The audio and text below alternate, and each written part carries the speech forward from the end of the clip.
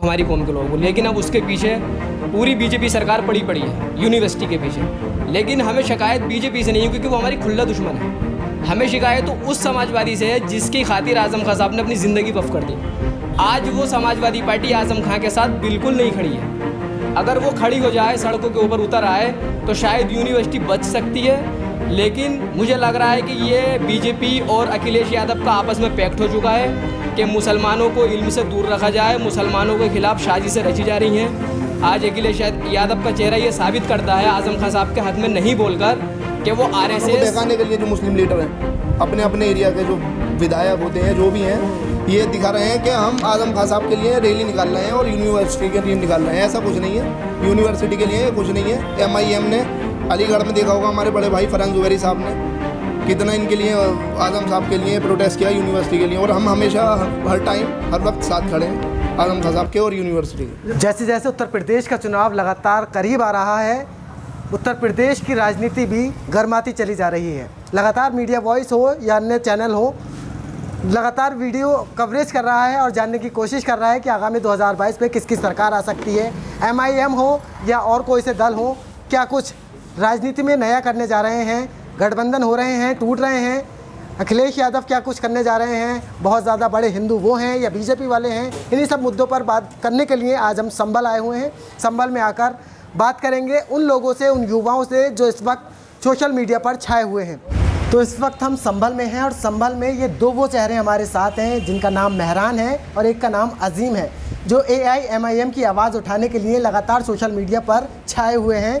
इन्हीं से बात करेंगे कि आखिर MIM उत्तर प्रदेश में क्या रुख रखती है, किस पार्टी के साथ जाएगी और उत्तर प्रदेश में कितना हिस्सेदारी लेकर उत्तर प्रदेश में मुस्लिम की या हिंदू की आवाज़ उठाएगी।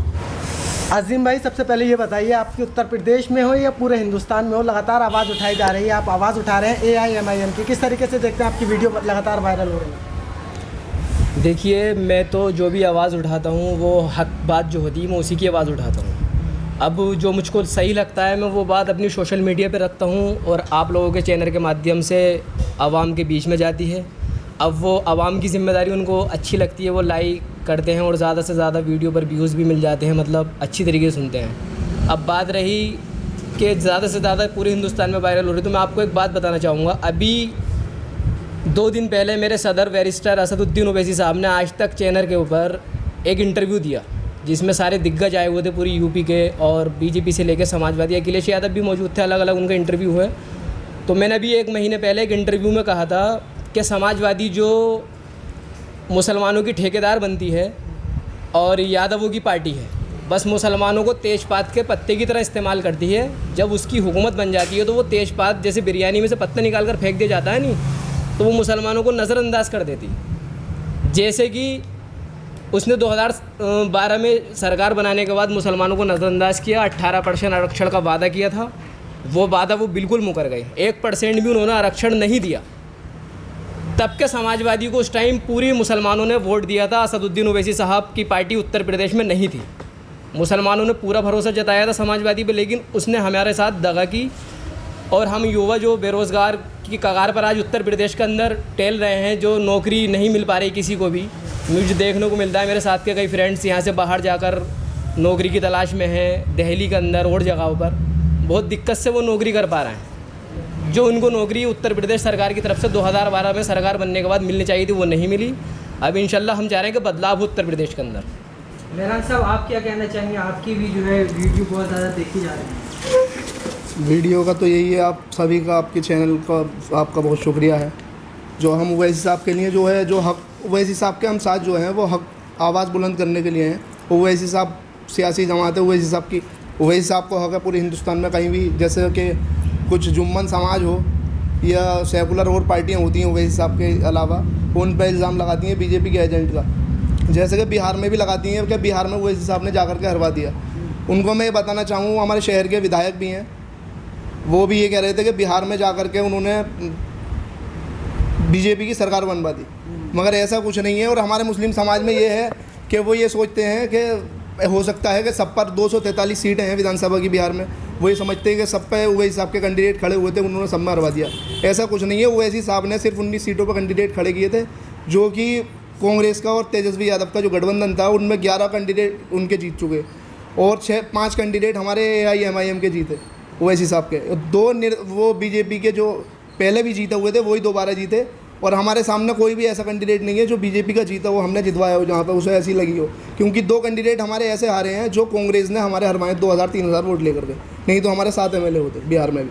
तो ये इल्ज़ाम जो है सरासर गलत है कि बीजेपी के एजेंट हैं। हमारे मुसलमान भाई ये देखने भी नहीं चाहते, क्योंकि मुझसे एक हमारे मामू हैं, उन्होंने इल्ज़ाम लगाया कि बिहार में तुमने पूरे बिहार में जा कर के ओवैसी ने सब बीजेपी को हरवा दिया, बीजेपी को जितवा दिया, तेजस्वी को हरवा दिया। मैंने उनसे पूछा मैंने कितने पर लड़े थे, बोले सब पर लड़े थे ओवैसी साहब।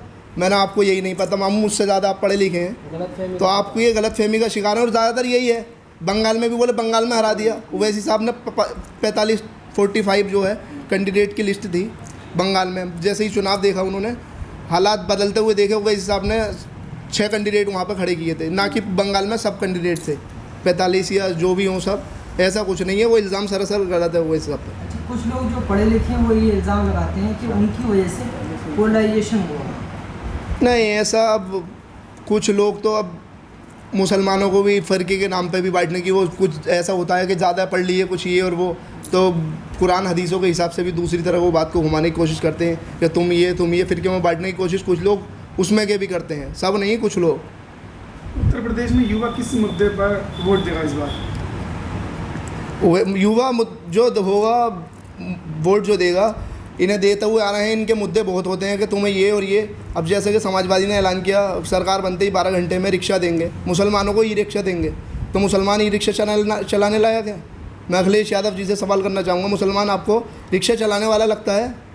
हमारे संभल से अभी दीपा सराय से भी IAS आए हैं, अभी बने हैं पिछले साल, उन्होंने क्वालिफाई किया है। तो ऐसा कुछ नहीं है कि हम रिक्शे चलाएंगे और यादव नौकरियां करेंगे। यादवों को सरकारी नौकरी दोगे, आपने वो क्यों नहीं किया कि यादवों को भी हम रिक्शे देंगे? तो मुसलमान आपको रिक्शा चलाने वाला लगता है, इसी वजह से आप बोल रहे हैं रिक्शा चलाने को कि रिक्शे देंगे हम 12 घंटे में पास करेंगे, रिक्शे देंगे ही रिक्शे। मुसलमान पढ़ लिख रहा है, अब अल्लाह का शुक्र है। पहले इन चीज़ों से इन लोगों ने, इन सरकारों ने हमें दूर किया, इन पढ़ाई लिखाई से। बोले इनके हाथ से कलम छीन लो, ये अपनी बात नहीं कह पाएंगे। अल्लाह का शुक्र है आज मुसलमानों के दिल दिमाग में ये सब बातें आ चुकी हैं और इनके बहकावे में अब नहीं आने वाला। आप देख रहे हैं वो इस हिसाब का पूरे हिंदुस्तान में, अल्लाह का शुक्र है। नौशाद साहब ने जो है कलम की बात करी, तो कलम से याद आया कि आज़म खान की यूनिवर्सिटी को लेकर लगातार जो है विवाद है और अब गेट गिराने की बात चल रही है। देखिए, मैं तो यही कहना चाहूँगा, आज़म खान साहब ने एक बहुत अच्छा काम किया यूनिवर्सिटी देकर, ताकि इल्म लोग हासिल कर सकें। ये नहीं है कि वो मुसलमानों की यूनिवर्सिटी है, उसमें हर धर्म के लोग एडमिशन लेते हैं, पढ़ाई करते हैं। लेकिन जब एक आज़म खान साहब ने यूनिवर्सिटी खोली तो कहीं ना कहीं उनके कौम के लोगों को भी फ़ायदा होगा, यानी मुसलमानों को, हमारी कौम के लोगों को। लेकिन अब उसके पीछे पूरी बीजेपी सरकार पड़ी है यूनिवर्सिटी के पीछे। लेकिन हमें शिकायत बीजेपी से नहीं है, क्योंकि वो हमारी खुल्ला दुश्मन है। हमें शिकायत तो उस समाजवादी से है जिसकी खातिर आज़म खान साहब ने अपनी ज़िंदगी वफ़ कर दी। आज वो समाजवादी पार्टी आज़म खान के साथ बिल्कुल नहीं खड़ी है। अगर वो खड़ी हो जाए, सड़कों के ऊपर उतर आए, तो शायद यूनिवर्सिटी बच सकती है।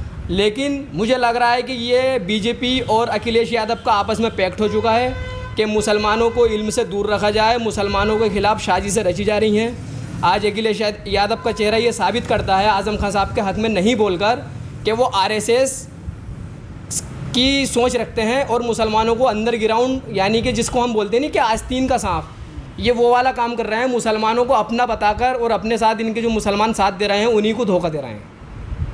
अखिलेश यादव अपने आप को हिंदू साबित करने पर जुटे हैं। असल में वो हिंदू साबित इसलिए करने पर जुटे हुए हैं, उनको ये लगता है कि बस मुसलमान से तो ये बोल दो कि बीजेपी की सरकार आ जाएगी तो मुसलमान उनको वोट दे देता है। वो बीजेपी के नाम से डराते हैं। तो मैं उनसे कहना चाहूँगा अखिलेश यादव से कि अखिलेश यादव, मुसलमान सिर्फ अल्लाह से डरता है और मुसलमानों ने ठेका नहीं लिया है कि बीजेपी आ जाएगी और फला आ जाएगी। अब किसकी सरकार है उत्तर प्रदेश में? मैं तो ये कहना चाहूँगा कि 30 राज्य हैं टोटल, या 29 जो भी हैं, एक आध कम या ज़्यादा, तो 20 या 18 राज्यों में बीजेपी की सरकार है। इससे ज़्यादा आ जाएगी क्या? अब बताइए। मुसलमानों को बीजेपी के नाम से डराते हैं और मुद्दों में, नौकरियों के अंदर खाली रिक्शा देने की बात करते हैं। कोई संभल के अंदर डिग्री कॉलेज नहीं दिया उन्होंने आज तक, बताइए आप। कोई हॉस्पिटल से नहीं है, संभल के अंदर रोडवेज भी नहीं है अपना। यानी कि संभल के वोट से उत्तर प्रदेश के अंदर सरकार बन सकती है, उत्तर प्रदेश के मुस्लिम वोट से, लेकिन संभल का रोडवेज नहीं बनता। सेफई के अंदर एयरपोर्ट ज़रूर बन जाता है उनकी हुकूमत के अंदर, और संभल का रोडवेज नहीं बनता। अच्छा अजीम साहब, आप सोशल मीडिया पर वायरल हो रहे हैं, तो वहाँ से एक सवाल बनता है कि कुछ लोग ये आरोप लगाते हैं कि AIMIM समर्थक ट्रोलर हैं, मगर आप तो बहुत अच्छी बात रख रहे हैं। जो आपको ट्रोलर कहते हैं उनके बारे में क्या कहना चाहिए? वो उनकी सोच है। अब हर इंसान की अपनी अपनी सोच अलग होती है। उनके ताल्लुक़ से बस मैं इतना ही कहना चाहूँगा, मेरे भाई, अल्लाह ताला ने अक़ल दी है हर इंसान को, जो जिस मज़हब का है उसको दिमाग दिया है, वो सोचे अपने स्तर से और अच्छे बुरे में फ़र्क जाने। जो ये लोग इल्ज़ाम भी लगाते हैं कुछ लोग को ओवैसी साहब बीजेपी के एजेंट हैं और उनके आने से मुस्लिम वोट कट जाएगा। मेरे भाई, ओवैसी साहब जिस राज्य से आते हैं वहाँ आज तक बीजेपी की सरकार नहीं बनी, और अभी जो इलेक्शन हुआ था 2018 के अंदर असेंबली का, हैदराबाद यानी तेलंगाना राज्य में, तो बीजेपी का कुल 1 MLA जीता, जिसमें 10 जलसे नरेंद्र मोदी ने करे, अमित शाह ने करे, योगी ने करे, लेकिन 1 MLA जिताने में वो कामयाब होते हैं। वहाँ पर सरकार TRS की बनती है। ओवैसी साहब जिसके हक़ में वोट देने की अपील किए थे कि सेकुलर पार्टी की सरकार बननी चाहिए जो उनके समर्थन से थी, आप बताइए अब वहाँ पर बीजेपी की सरकार क्यों नहीं बनती?